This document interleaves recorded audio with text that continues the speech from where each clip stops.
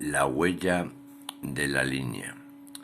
La línea camina en su trazo como mirada que proyecta al espacio la huella de su ser.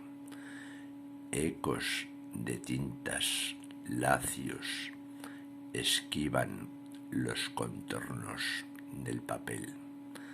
Caminos sinuosos que garabatean círculos y elipses enlazadas como sendas de hormigas errantes que devoran espacios blancos.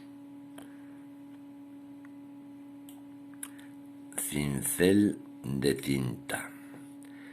Emergen trazos en el blanco